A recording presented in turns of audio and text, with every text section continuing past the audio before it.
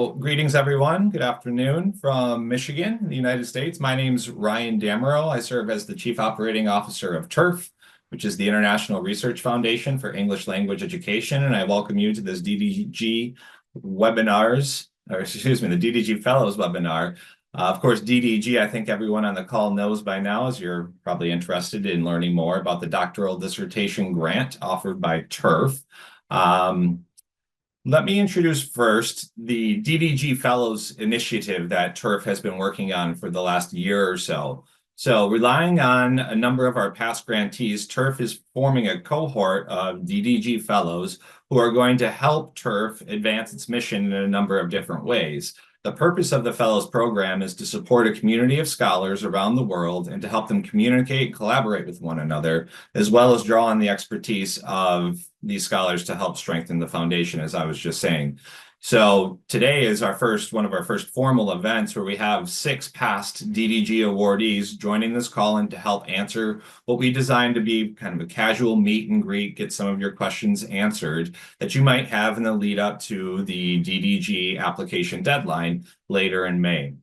So we thank, of course, the DDG Fellows who are on this call, and again, I'll be introducing them shortly. A little bit about TIRF. We are an independent foundation that has an international focus.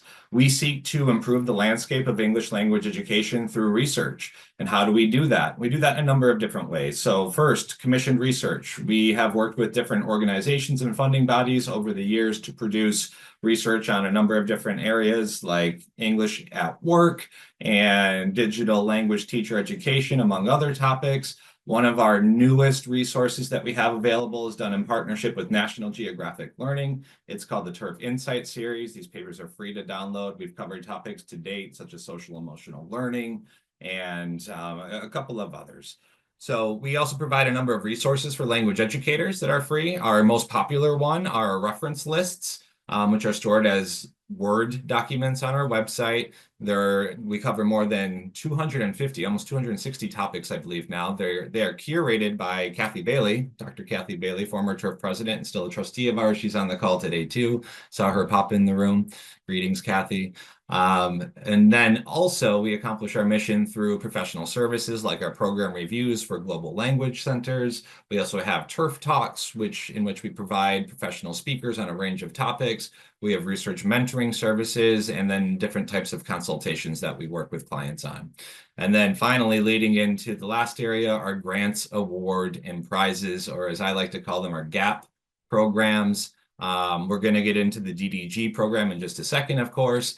However, I do want to highlight, too, that we have the TIRF Kathleen M. Bailey Award for teacher research, and that program is currently open accepting proposals. I'll drop a link into the chat box in a little bit, but if you are currently teaching English, you have time to apply. There are really very few restrictions in order to apply.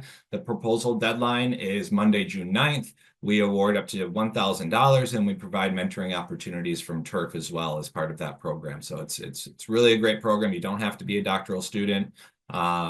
And it really is all-encompassing. Last year's program was our first, and we had 5 awardees from 5 different places around the world. It's quite interesting. Okay, so as for the DDG program, as many of you know, the grants are designed to support doctoral students who are advanced to candidacy in doctoral programs worldwide. The grants are made in amounts up to US $5,000. There are no country restrictions, and you do not need to be a member of any particular association. If you are advanced to candidacy, you're in a legitimate doctoral program, you are welcome to apply. To date, since the year 2002, I believe it is, we've awarded more than $600,000 to individuals, 208 grantees from nearly 30 countries around the world. And of course, the application deadline for the 2025 program is approaching, but there is still plenty of time. 2 weeks from Wednesday is the deadline, Wednesday, May 14th. So we're going to get some of your questions answered. Again, we encourage you to participate. Again, the session's really designed for individuals interested in applying it for DDG, whether this year or following year, if you're getting a head start. You can raise your hand on screen or chat a question into the text box. We do invite you to come onto the screen and actually engage with the awardees. We also want to thank our partners who are the British Council and Cambridge English, which is part of the Cambridge University Press and Assessment, the TOEFL program at ETS, and Duolingo, who've just been excellent to work with, all 4 organizations over the years in terms of helping make possible the DDG program. Okay, so as for the speakers today, we have, if you can come on screen if you're not already there, because I'm looking at a different screen right now. Yes, there you are. Wonderful. We have Alisha Biler from Boyce College. She was awarded her DDG in 2017 under language assessment. Beth Clark-Gareca is at Binghamton University. She got her DDG in 2011 in language assessment as well. Tabitha Kidwell, she's at American University now. She got her DDG in 2017. Her research area pertained to language teacher education. Also, John Malone is here with us, University of Maryland at College Park. He got his DDG 2 years ago, 2023, under digital technology and language education. Bedrettin Yazan is here from the University of Texas at San Antonio. He got his DDG in 2013 under the TIRF research topic, language teacher education. And then finally, Zhang is with us as well from the University of Utah. She received her DDG in 2023. And her research area is under the TIRF research topic, digital technology and language education, just like John's was. Okay, so thank you for allowing me some introductions to kick things off. I see we've got some information popping into the chat box already. And at this point, I'm going to hand it over to John. You joined the call first with me today. If you want to give a couple of welcoming words on behalf of the DDG Fellows that are here with us. And let me hand the reins over to you, and I'll chime back in later. I'll help monitor the chat box, ask questions, and hopefully a few people will come on screen by raising their digital hands and join us in that way. Sure, I'll say hello from the Washington D.C. area. It's really nice to be here with you all. I think I can speak for the other fellows in welcoming you to this session. We're really looking forward to the conversation, to providing assistance in any way that we can as you go through the application process. Some of us have more recent experience than others in going through the process or reviewing applications or different aspects of this. But we have all benefited from engagement with the TIRF organization, and so many thanks to Ryan and to the TIRF organization as a whole. Certainly for things like dissertation grants, but also for opportunities like this where we can consider aspects of these types of things. So yeah, I think this is a pretty open forum and designed to be so. So we want this to be based on you all and your interests and kind of your specific types of questions. So yeah, I think maybe we'll do the chat and if you'd like to unmute yourself and come on screen and ask some questions, then we can kind of bounce around with answers from various of the panelists, and we'll just kind of jump into it. We can yeah, if there's anybody who has a particular question about the application process, or about one of these sub areas maybe that we have expertise in, then we'd be happy to provide assistance. So I'm just gonna open it up and we'll see how it goes.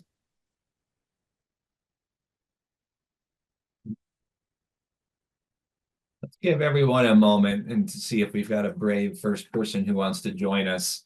I do have a couple of questions that were asked from people who completed a survey, but let's see if anybody wants to be the first brave person.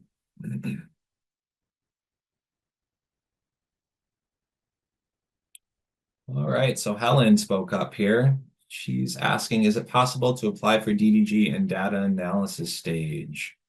Well, I think that might be one that I would take. Yes, absolutely. So, of course, Helen, you are advanced to candidacy. I do invite you to come on and be part of this conversation if you want to turn on your microphone, and we can all kind of talk to you about this question because other people probably have a very similar type of question. If you're ABD, you're all but dissertation at this stage, and you're still collecting data, you are certainly welcome to apply at this stage. that would be the short answer.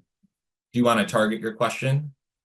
Let's give Helen just a minute, and then I see Monique has got her hand up, and Monique, will bring you on camera in just a second. Hi, sorry. Can I just follow up my question to elaborate more on my question?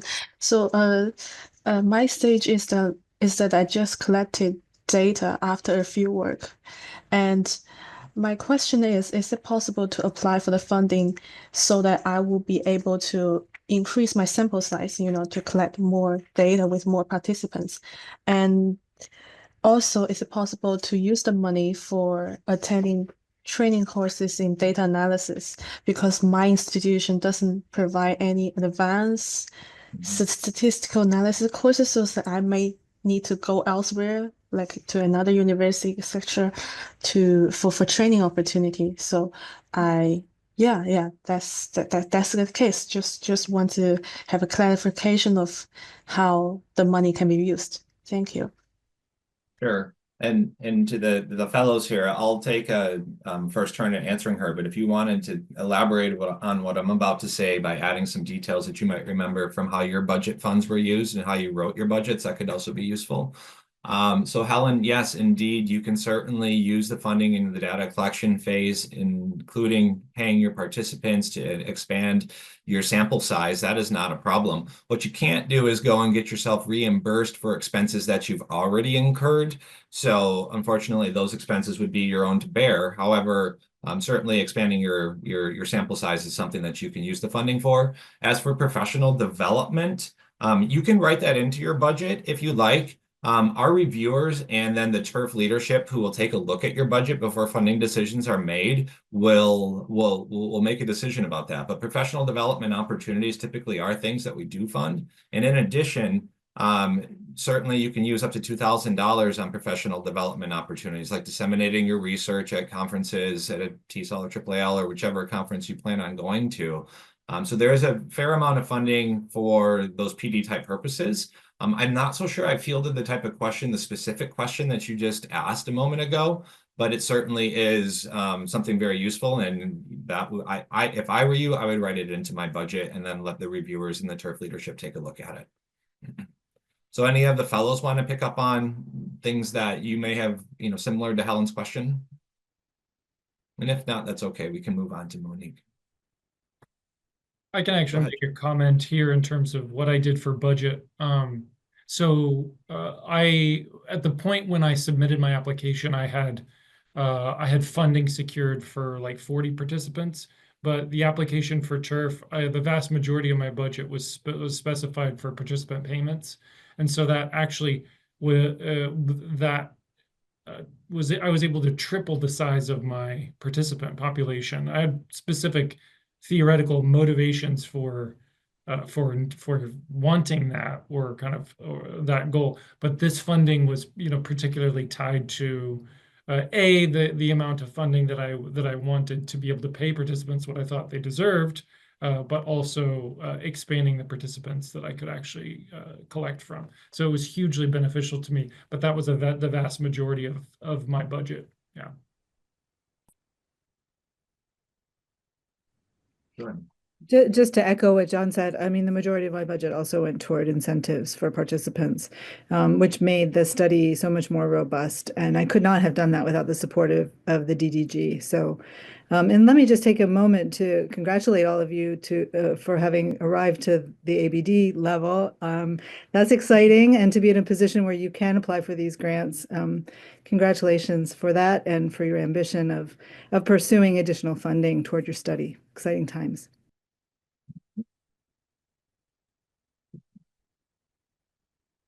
Okay, let's go ahead and go to Monique. You've got your hand raised. Do you want to come on camera and ask your question?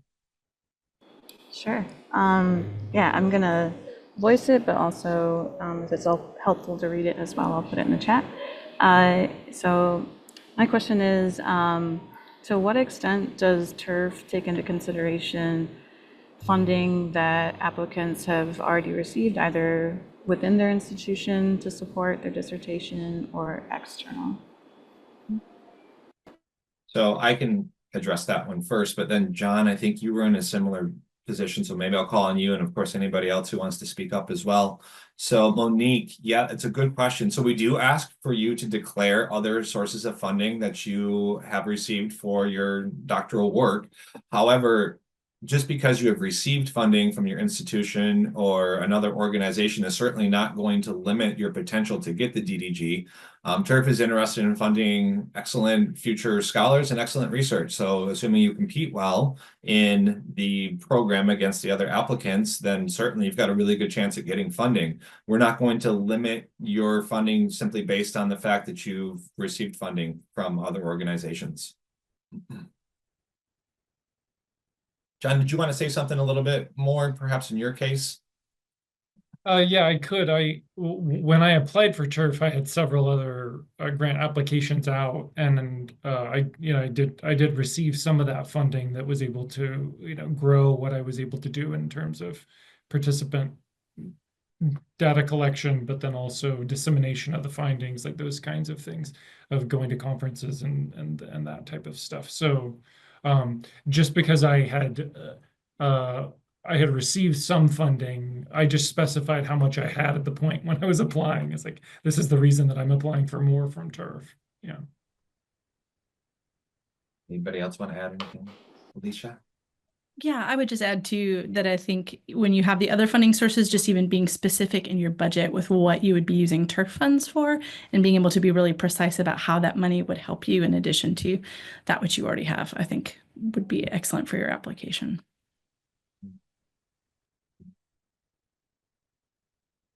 That help, Monique? Yeah. It does. Thank you so much. Very good. You bet. All right. I'm trying to still monitor the chat here and reply at the same time and talk to everyone. This is an interesting little dilemma I'm facing. Did I miss one of the comments already in the chat? Thought I saw one more pop in. I addressed one. Okay, we'll go to Charlize. Hi, Charlize.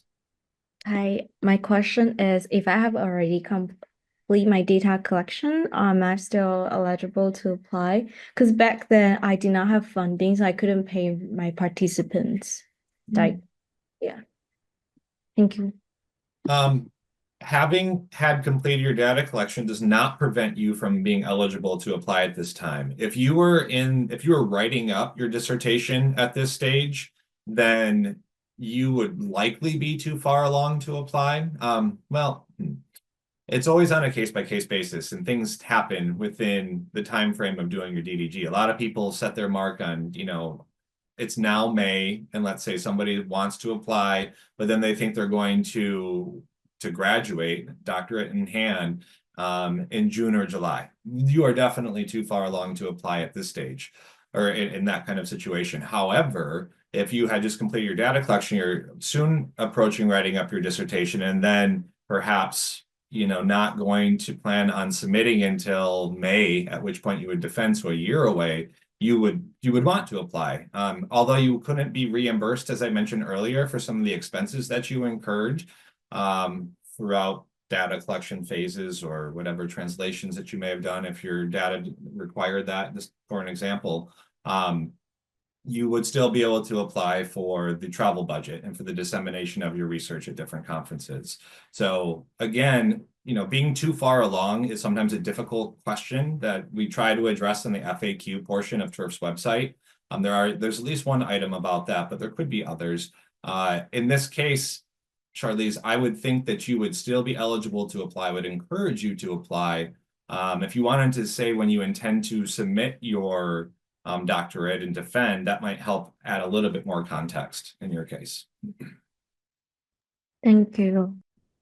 Do you know when you're going to submit and defend, Charlize? Well, ideally next spring. Mm-hmm. Yeah. I would apply in that case then. I would. Thank you. You're welcome. Let's see. Erica, yeah, please. Yes, hi. So we've mentioned participant compensation already, and I saw conference travel mentioned in the documentation for the award. Could you provide some examples of other budget items that are commonly included and justifiable? And does that include like fees for open access publishing and things like that? Erica, did you ask a question via survey as well, by chance? I did not, no. You did not? Okay, good. And this open access publishing came up in that Okay. area too. So it's great that you Great. brought it up. I'm going to I feel like I'm just talking way too much because really it's from the fellows who I want to be talking. So this is a great question, I think, for you all to be able to mention some ideas about your budget. Why don't you go ahead, Tabitha? Yeah, so I actually pulled up my budget in preparation, or my whole proposal in preparation for today. So I've got my budget in front of me. So my dissertation, I collected data in Indonesia, so that required some significant travel. So I included my transportation to and from Indonesia, my visa costs, and entry residency permit costs. I did not include living allowance. I don't believe that's allowed. This was getting on 10 years ago, so I had a video camera, tripod, audio recorders. I'm not sure anybody needs those anymore, but I did back then. And then one interesting thing that my budget included was wages for a research assistant. Though now that I say that, I'm not sure. That was for transcription. I'm not sure we need that either now. But so I did hire someone from Indonesia to assist with translation and transcription of my interviews. And in Indonesia for events, it's expected that you would provide snacks and drinks. So I had a few different events and focus groups and professional development sessions that were part of my research design that I plan to have refreshments for. And then I just had travel to AAAL in TESOL for the next calendar year was what I had in my budget. Great, thank you.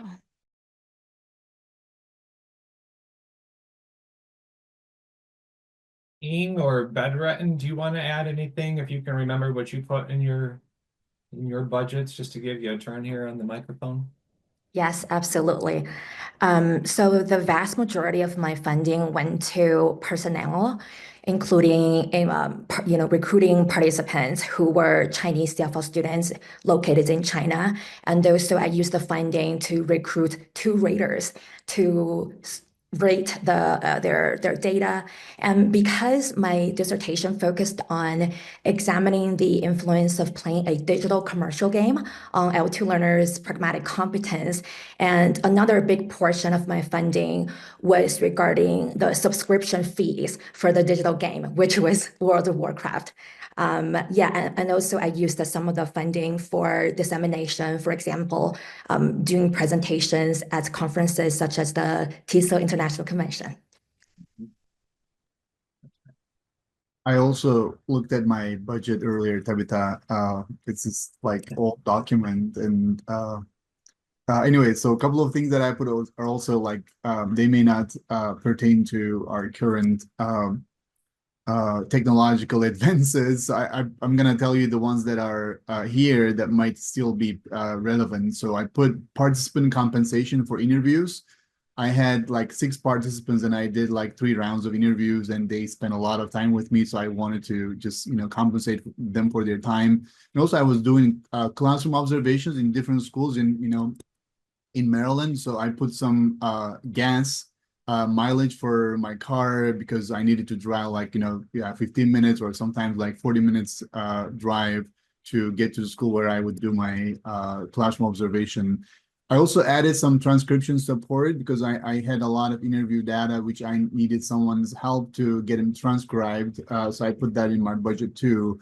And I included NVivo for my data analysis as a software because our school at, University of Maryland at that time, they didn't have NVivo subscription for the entire college. This is like more than 10 years ago. Also, similarly to other colleagues, I added for dissemination, I added TESOL and AAAL conferences, the registration and travel to those conferences. Great, thank you all.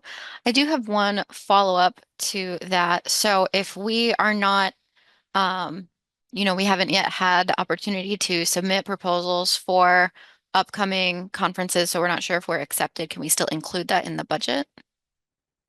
Okay. Yes, you certainly may. Wonderful. Okay.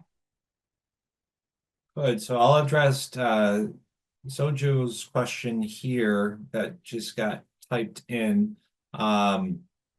Yeah, so there's just one application that you need to complete. I know that it can be a little bit confusing because we have checkboxes on that application form for are you eligible for the British Council DDG, which of course I'll just take this moment to say the British Council funds are of course targeted at lower income GDP countries, and it's all documented in the call for proposal. And then the Duolingo is funding specific areas of research topics. So if you're applying, it might be the case that you apply, you check the box for British Council and you check the box for Duolingo because your research relates to, you're from or doing your research in one of the countries on the OECD DAC list that's in the call for proposals. And also your research connects to one of the Duolingo research topics. So you can check both of those boxes. If you do not check either one of those boxes, then essentially you'd be qualified for the Cambridge Award, which there's really no difference in terms of the funding that you might get from one organization or another. But it helps us when we're doing the review process to understand, kind of put these applications into different boxes, if you will, so then we can know where the funding is going to come from in terms of each sponsor's level of support in any given competition year. So yes is the short answer to your question for both Cambridge and Duolingo. Or I'm sorry, you actually asked about Cambridge. If you were British Council and Duolingo, you could check both of those boxes. There is no box to check for the Cambridge funding. We'll just know that that's the other one that you would be competing for. But it's a good question. Thank you. Thanks so much. All right. Do we have anybody else? Hands up. Want to come on screen?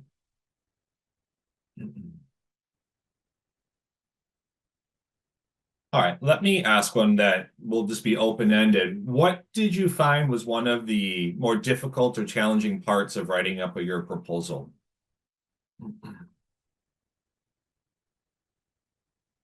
I feel like that one was resonating with you with the smile. Did you want to, maybe you didn't have a difficult part, or to anybody else? Alisha, do you have a comment on that one? Yes, in many ways, the whole thing felt very intimidating. I think the brevity of being able to explain the scope of the project kind of from start to finish to someone who might not be a specialist in the area. I mean, it's a valuable skill for researchers to be able to do that and to be able to compress our ideas in such a small space. But I think having to have the precision of the goals of the study and also the concision was a challenge, but one I was really grateful to have done, so that way I could communicate my research and ideas to other people who weren't kind of specialists within the department as well. That actually relates, this question and your response, Alisha, relates to one of the questions that we received via the survey. I'm just trying to locate it again here. Yeah, so how do you translate specific jargon for a general audience when the specific jargon aligns with your theoretical and epistemic viewpoint? For example, using common language reifies what you are fighting against, and not necessarily that you alone have to answer that question. But I'm going to chat with this question that we received, and I don't know if somebody means, by definition of the word translate, maybe convey is another way of putting that, or they may have meant translate in this particular instance. But any feedback from any of you? Because this is certainly a question that I think resonates with a lot of the prospective applicants. I don't think it's the general audience that, because the proposal reviewers are experts in the field, but in any case, when you're writing the proposal, I would make those concepts or terms understandable to the audience in the academic communities. So I wouldn't try to make it understandable or translatable to the general audience, like I mean, my mind goes to public, right? So it's not written for public, it's written for the reviewers and the TIRF board who are looking at the proposal. So as long as it is clear what the proposal or submitter, the doctoral student means by that concept, or the way that theory is explained, which I'm also trying to understand the question from the epistemological point of view, which is meaningful, and like we try to make our scholarship accessible to everyone, but also like I feel the tension over there, that there's this body of literature or epistemological conversation that they need to get engaged in their dissertation, but also like to what extent it is translatable or conveyable or transferable to general knowledge, which is going to be the ongoing tension for every researcher, I believe. But like specifically for the DDG proposal, I would do my best to make it as clear as possible to the reader, and considering that that specific reader or reviewer or multiple reviewers are coming from the academic circles, who might not be familiar to the concept to a large extent, but I wouldn't just consider general public audience as the target.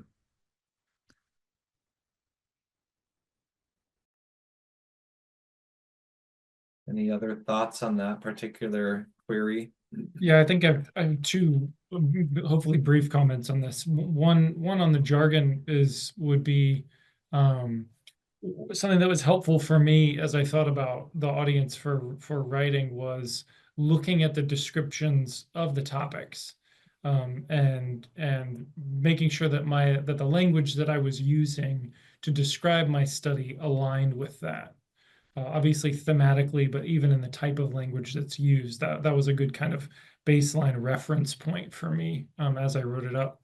And also kind of to go off of what Alisha was saying, for me, one of my professors throughout my PhD program, he would say about each project is that it's not the house, it's a set of building materials. So you're going to have a huge pile of stuff for your, from your dissertation proposal, from even your finished dissertation. But even this task for me of distilling the main ideas of what I'm trying to communicate, that was hugely beneficial to me then afterward, as I've started disseminating and publishing from the dissertation, because I'm able to take pieces and fit them to the audience of a particular venue, a particular journal venue.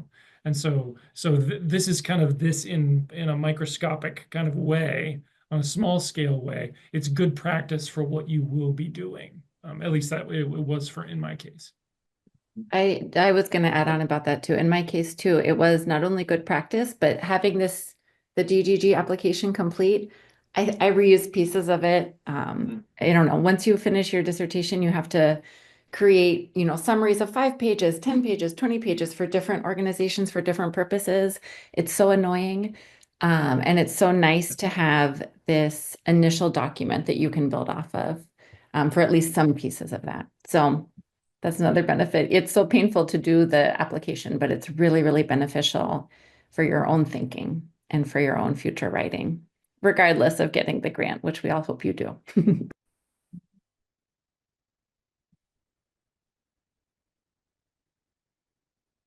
Anything else to be added under this topic? You can also move on. All right. So we do want to go back and touch on one thing. Thanks for reminding me, Bedrettin, about the question that was about the open access fees. Of course, this is a newer issue that I do not believe TIRF has addressed in its DDG FAQ yet. This pertains to, can you request funding in your budget for publishing in open access?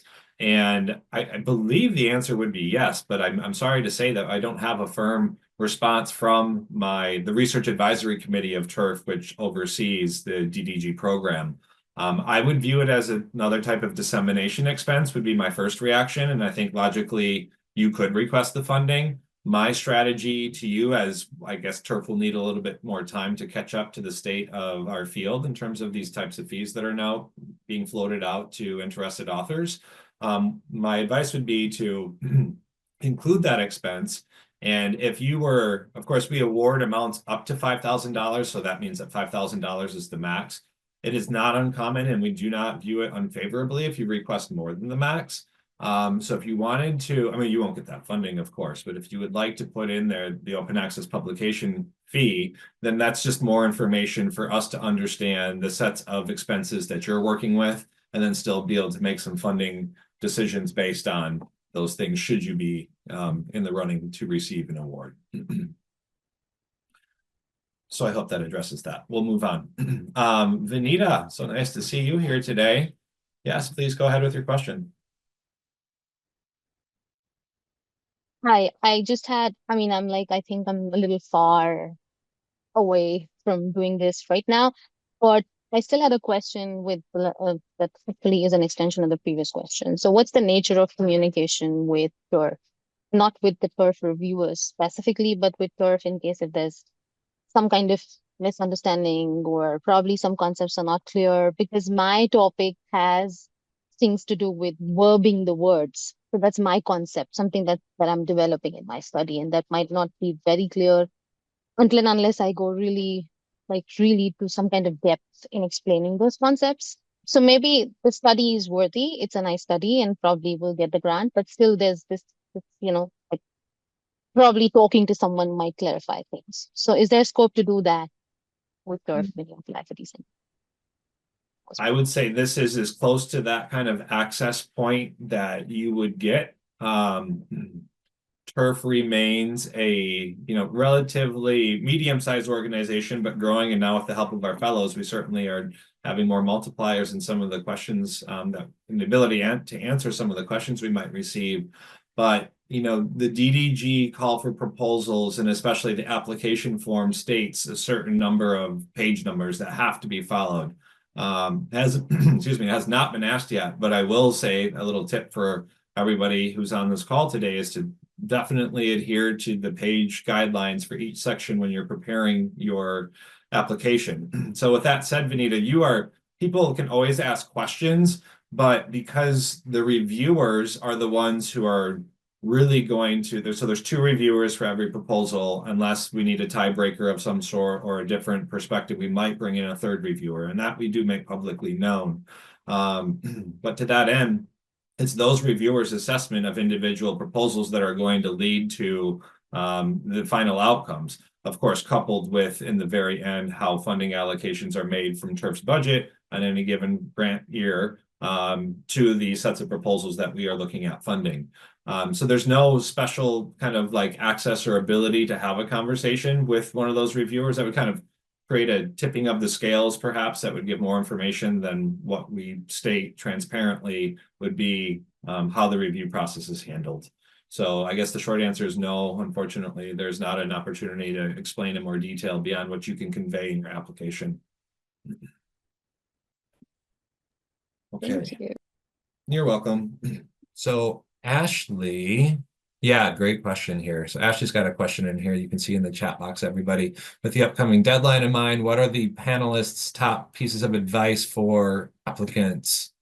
Good, super open-ended.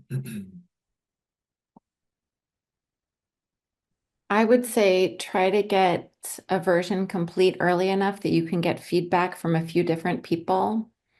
Looking at my application today, I found typos even now.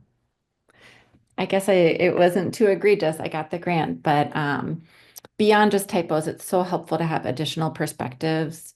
So that does just require having it ready early.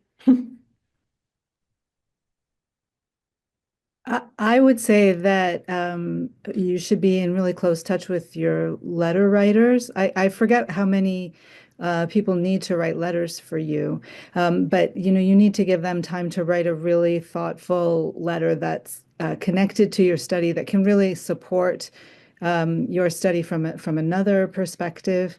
Those count, and they it takes time to write them. So you want to give your mentor or your dissertation chair or whoever the time to do that.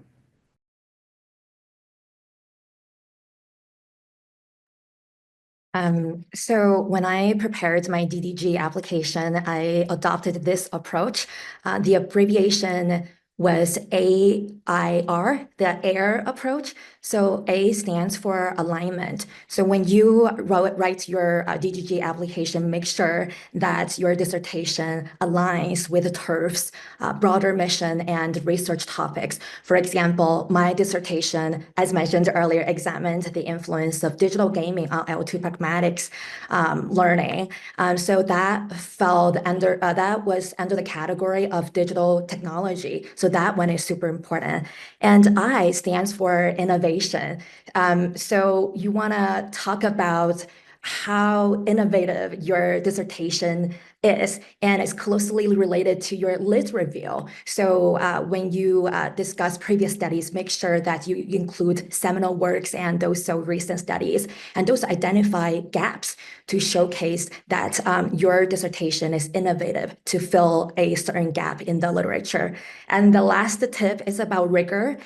So especially in the section about data collection and data analysis, make sure that you have rigorous methods to collect data and also analyze your data. It's really great. I like the AIR approach. Thanks, Ying. Any of the other panelists want to weigh in on this one? Any last pieces of advice with the deadline approaching? Well, it's gonna sound really like simple, but also I think it's powerful, like that I give feedback to my doc students right now. I'm reading a proposal these days, several of them. What I would do is just one statement, one sentence. Sometimes, and I'm looking, as I realized that, when I was looking at my proposal, I get, my sentences get really lengthy. So at some point, one of my colleagues just gave me this suggestion, hey, Bedrettin, why don't you just, limit your sentences to one statement? You are trying to squeeze multiple things in one statement, and it's exhausting your reader. So I would go like, simplicity, simple sentences, clear sentences, shorter sentences. That would, again, very much like writing-based advice, which every time I write, I'm just checking myself with that too. So I'm also, serving as an editor. So it just, comes back to me a lot. That's what I would do. And yeah.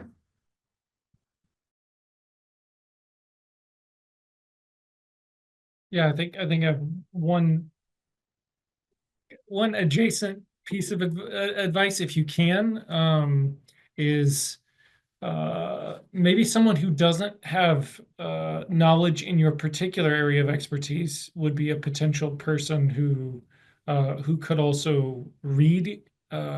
Maybe it's someone who doesn't understand all the different aspects of your study, but could at least give some feedback on the language that you're using, especially, and if the message is coming across clearly. And obviously it's not, again, a really widely general audience, but maybe another academic or someone else at your institution. I also have a little piece of advice for a little later on, because I would assume we won't cross paths again until you get feedback or the result back, is if you don't get funding, don't be disheartened or don't be discouraged. There are, this is one venue, and it's a good venue, but there are other venues for disseminating and getting funding for your research. And so, just to encourage you in general, I got some of the ones that I applied for, and I didn't get others. And so, sometimes that fit works really well with your project, and sometimes it doesn't. So, don't be disheartened. I want to pick up on that point that John just mentioned too. And as Ying's doctoral supervisor and TIRF trustee, Marianne Christensen, would always say, or always says, is that we always wish that we had more funding to give to so many more DDG applicants, because every year we see it, there's a cluster of scores near the top, and they're worthy studies. They're very worthy studies. And at some point, you know, we're a nonprofit organization. We have X amount of dollars to award. You have your cutoff funding, and so we do about 12 of these DDGs a year. We expect about that many this year and should have about that many next year. And current, you can look at application rates too. You know, we get between 60 and 80 up to 100 applications in a year. So depending on how many we received in any given year, the award rate isn't too frightening. In some years, it can be better than others. Also, a quick anecdote too. I won't share the person's name, but as you know, an active manager of TIRF's grant programs, I have seen people apply in consecutive years, and sometimes they were unsuccessful in consecutive years. But I personally am always rooting for that person because it shows like, okay, they accepted they didn't get the grant, but they're going to come back again the next year. One person who just got awarded last year had applied the two previous years. So this was her third time to compete for the DDG program. And she got it. I mean, she got it in her third year, and it was a nice level of funding. And I was just so, you know, privately happy and proud of her because, you know, her persistence paid off. So, I mean, again, I think she had applied early enough, as she probably just advanced to candidacy in year one. And then sometimes, you know, life happens in between making plans. And so you thought you were going to graduate in a couple of years. Well, somehow, you know, stuff happens, and we certainly understand that. So she was still eligible to apply, and, you know, lo and behold, she was able to get the grant after that third year. So depending on where you're at in your timeline to other prospective applicants on the call, apply early as you possibly can, as early as you are ABD. And then if you don't get it this year, you know, we can't tell you how to improve your application just because, you know, we have low resources in that area. But it's a challenge, but I do encourage you to apply again the next year, kind of keeping in mind what I just mentioned. Ryan, there's a question from Yasemin in the chat. Oh, thank you. Question? That's Kathy's voice, in case anybody didn't know. Kathy Bailey, our former president, current trustee. Should we consider collecting documents such as photos as proof to include in the report and how the grant is spent? No.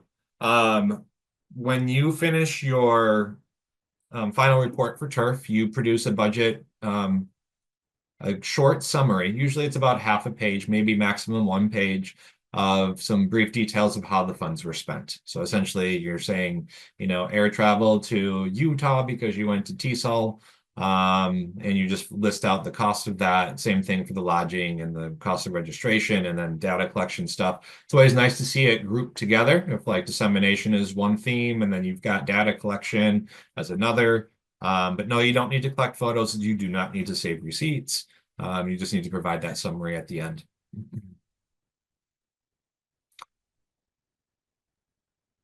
One quick reminder about open access, which is not about, you know, directly about TIRF or DDG, but these days a lot of universities have agreements with the publishers. So like even if you, I mean, I would check with the librarians in the university to see if you have an open access agreement with the publisher, because you may not need the money to get your paper open access because the university would be paying already for all, you know, affiliates in the campus. Mm-hmm. More on open access from Queenie in the chat. Yeah, Queenie, we talked a little bit about the open access issue earlier. Our recommendation now is to go ahead and put that into your budget as part of a dissemination of your research. And yes, you should include that. The TIRF team is still looking at this, as this is kind of a newer question that's popping up a little bit more consistently amongst prospective applicants. But at this stage, yeah, that would be from TIRF, in my chief operating officer role, is to go ahead and include that budget item when submitting your proposal. And let's see, you're welcome, Lillian. You're welcome, Yazan. Okay, very good. Anybody else? Time's getting short here, everyone. This is your chance to use these last 10 minutes in any way that you feel like you might get an answer to a question that's lingering.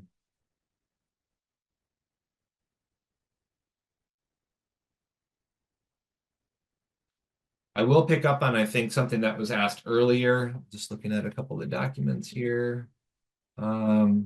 There was a question about having a supervisor. It sounds like maybe you're in a situation where you have to find your own supervisor. Maybe that is common. TIRF will not identify a doctoral supervisor for you. You should work with your institution or somebody within your network. Empirical research is going to be preferred over action research in this as you're working toward your doctorate. But those would be things that you could work out with your supervisor as well, and then see if there's linkages between your methods, your research methods, and then TIRF's funding. The program does run continuously. It's an annual program. The call for proposals typically goes out at the end of December each year, and then we will make the application deadline's usually mid-May, and then award decisions and notifications go out typically mid-September. You're welcome, Monique.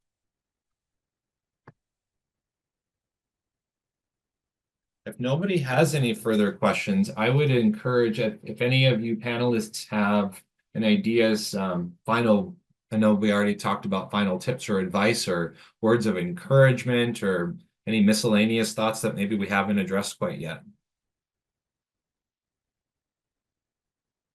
Oh, I'm sorry. I'm following up as you guys are thinking of your questions. You the panelists.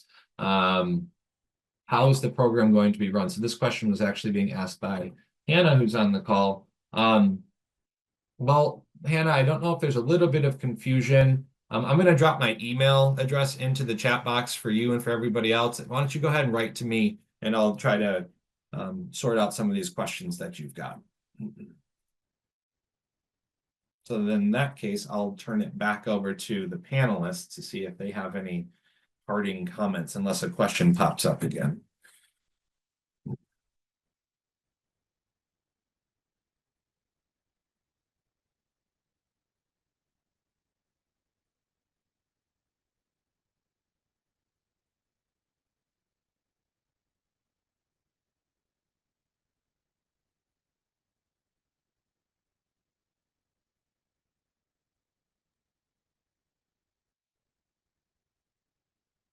I can go again. I've been talking a lot. I think to reiterate, and what several of us have been saying, just the at risk of using a word in multiple ways, like our research is good.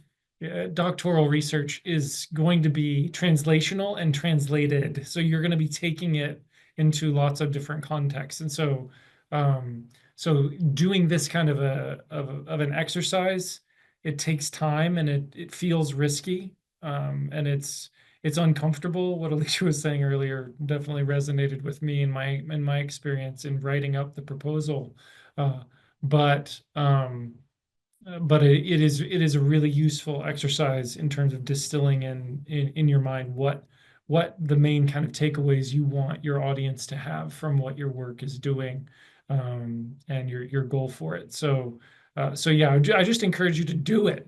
And if you're on the fence about it, it's worth the time. It's a crazy time of year for all of us. But taking the time to get the feedback and then kind of pushing forward with that is certainly worth it. That's what I'd leave you with. If I can just continue with that, I'd encourage you all to do the DDG, like to do the application, but then while you're in the groove and you're doing that quality, excellent writing, just keep on writing, just keep on moving forward with the whatever kind of dissertation you're writing. Some of that is just being in that mindset to get it done, and in the end, you're moving toward your doctoral degree one way or another. So good luck with that, and keep your eye on the prize. I can take a, I saw Helen's question, by the way. I was looking at the chat. So she's asking how long it takes to write the application. I think it depends on your writing and how much of it is there already. If you have submitted and defended your dissertation proposal in your own institution means that you've got everything that you need to put together your DDG application pretty much. So all you need to do is just condense your dissertation proposal into the length of the DDG proposal and add your budget, itemized budget and your budget justifications plus your CV. I think it depends on the individual writing and where you are in your dissertation research proposal.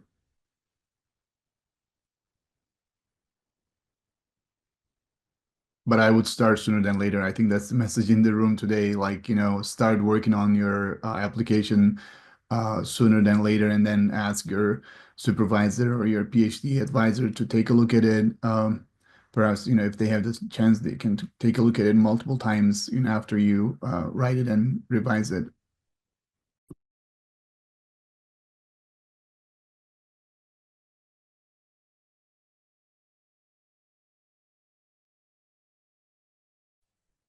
Any other questions or comments?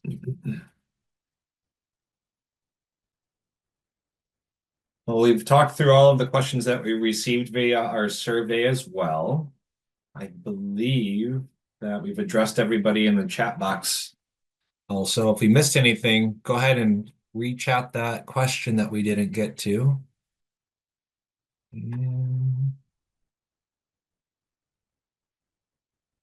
Oh yeah, good advice, Monique, that you gave earlier. Yeah, Monique just mentioned earlier too about this, I think connects to Bedrettin's comment just now, utilize those resources that you have on your institution or at your institution on campus there. Those are really, really important writing centers, and even a classmate too, a trusted classmate. It can be a great source of feedback. Yeah, Queenie, that's a good question. Yes, please only submit one letter. So if you have, really all TIRF wants is your application and your supervisor letter. Sometimes we get people's, official university, I don't even know what to call it. They're not something I'm so accustomed to seeing in the US context, but if you're coming from a context in which you would feel compelled to submit some sort of certification or your master's diploma or something like that to show that you've, reached that level of education, we don't need that. Only one supervisor letter would be best in our case. And if you want to have it signed by all three supervisors, that's fine. If only one supervisor is going to get to it, that person, that would be the person who I would choose would be the one that's going to write you the strongest letter. And then also we'll have communications with TIRF just from time to time, mostly when they themselves submit their supervisor letter. TIRF will send out a confirmation email noting that it's been received and recorded in your file.